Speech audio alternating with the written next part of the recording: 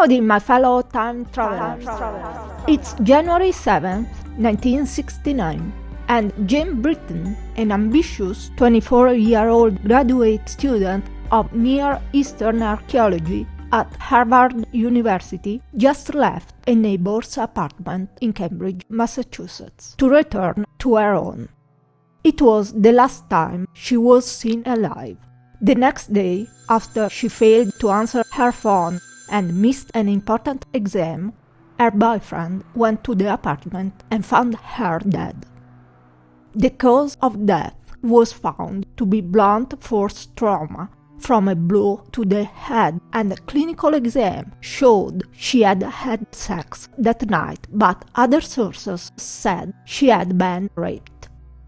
50 years later, Becky Cooper, a curious undergrad, dug into the mystery of Britton's murder and finally found the culprit.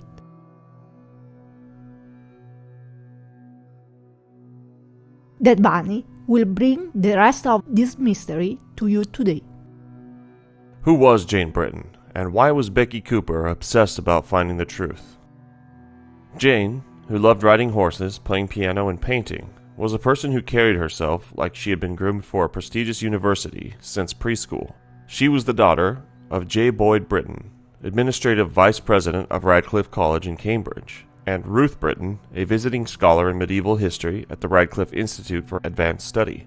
Her best friend, Elizabeth Handler, remembered Jane like a kick in the pants and sort of like a combination of Groucho Marx and Dorothy Parker, just without the mustache.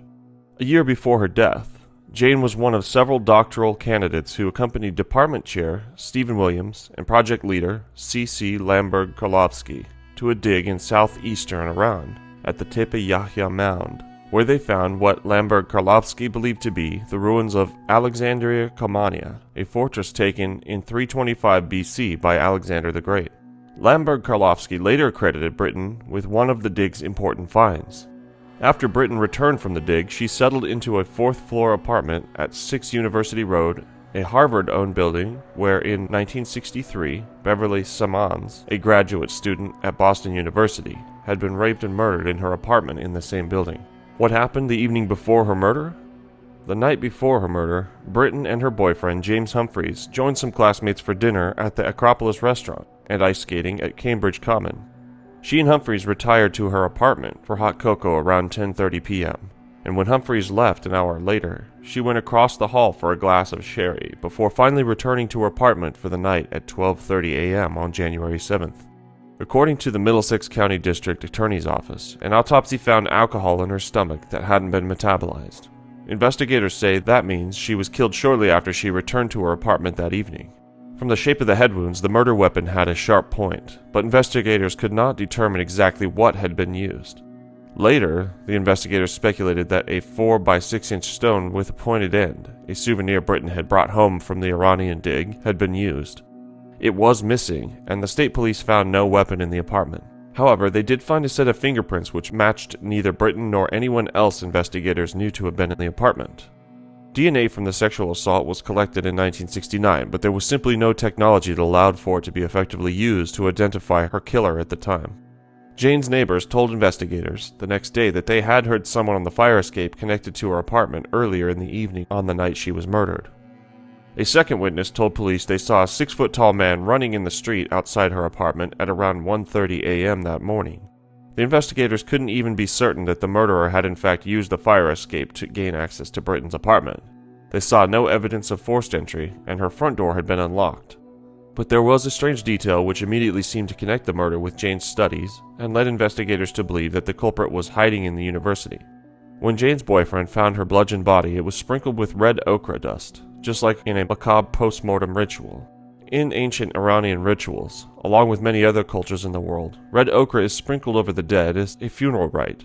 Later, it was determined by police to be nothing more than residue from Britton's paintings, but the killer's apparent lack of interest in taking her valuables led to the speculation that she had been killed by someone who knew her from Harvard and not a stranger.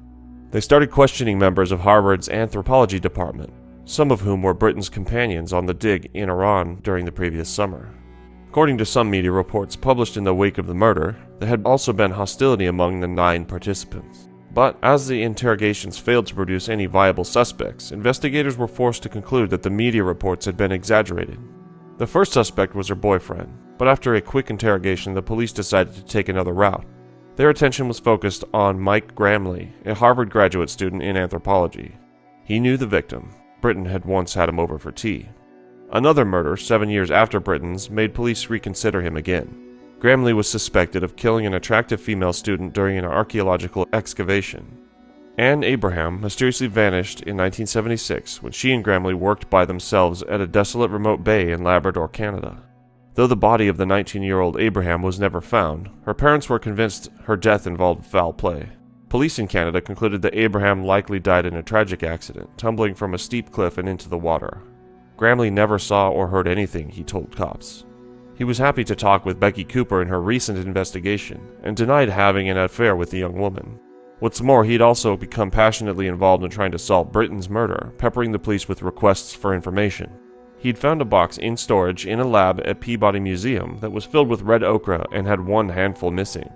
Gramley believed the box belonged to the museum's lab director at the time, a troubled man who spent at least one evening alone with Britton.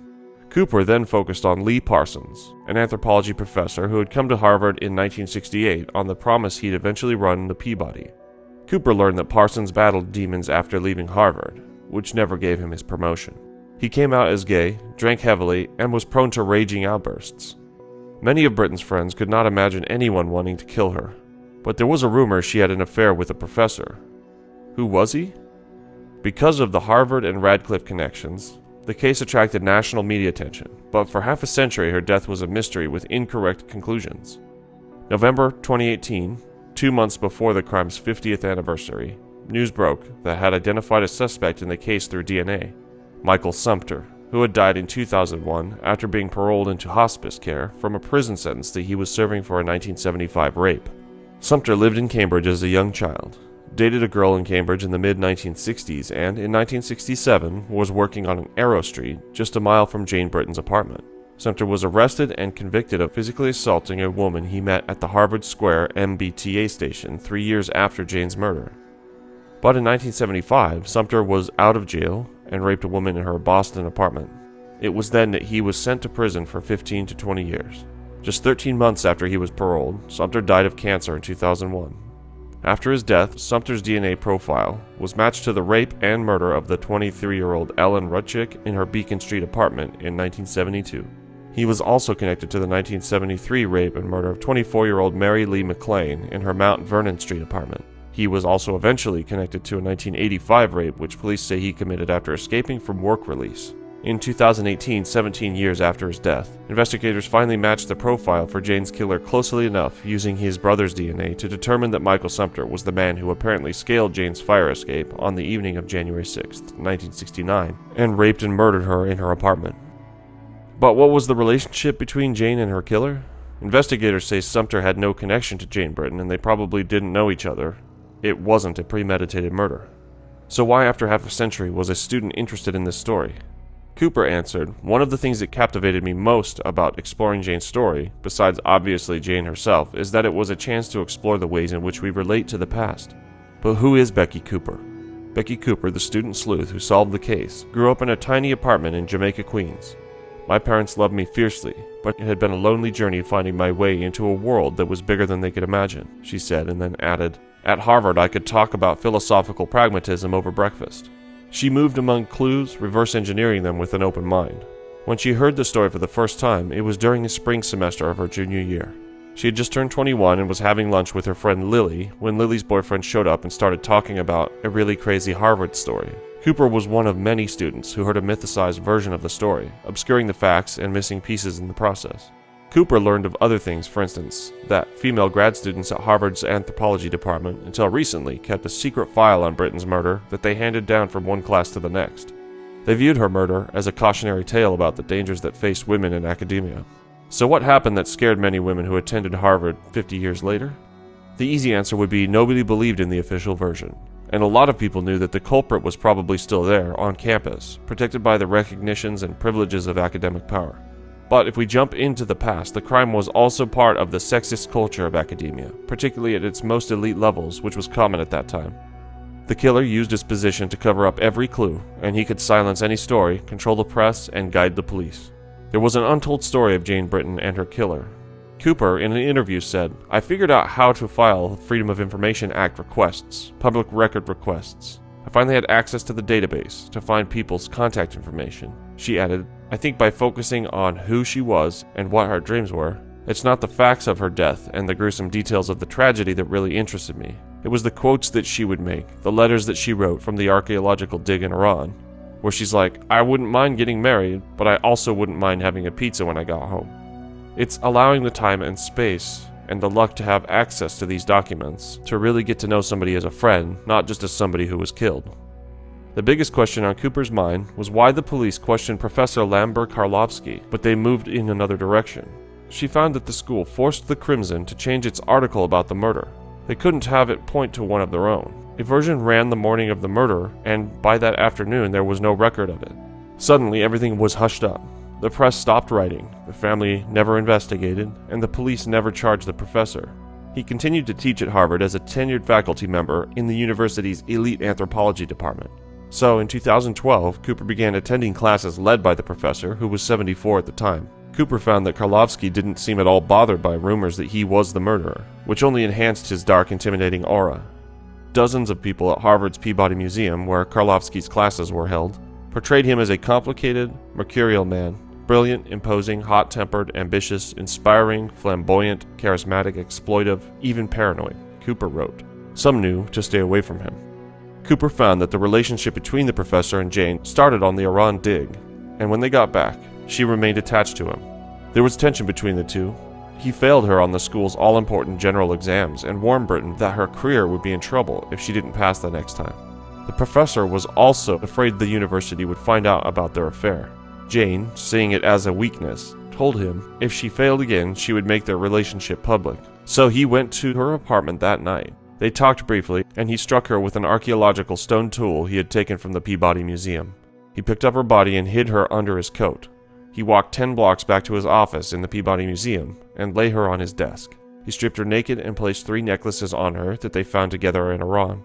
He transformed her into the princess of their dig site, the one that they had uncovered months before. He sprinkled red ochre powder over her, and then he took her corpse back to the apartment. Cooper's findings have culminated in a new book, We Keep the Dead Close. The book is a result of an honest portrait of both the victim and those who loved her, as well as the cryptic, archaic world of academia. At this point, I have a question. Do you have an answer? Which other cases would you like to explore? Leave a comment now. Your opinion matters. And if you want to become a time traveler, don't forget to ring the bell, like, and share for more stories told by an alien and her imaginary friend, a pair that otherwise can't be found anywhere. If you'd like to support us on Patreon, you can find a link in the description as well as our store. In our store, you can get an exclusive Christmas-themed t-shirt, sticker, and mug. And of course, stay safe with a My Story, Your Story mask. If you like this video, please give it a thumbs up. If you don't, press thumbs down twice, just to be sure. Take it easy. Peace. Oh, by the way, I'm an alien. But not that kind of alien.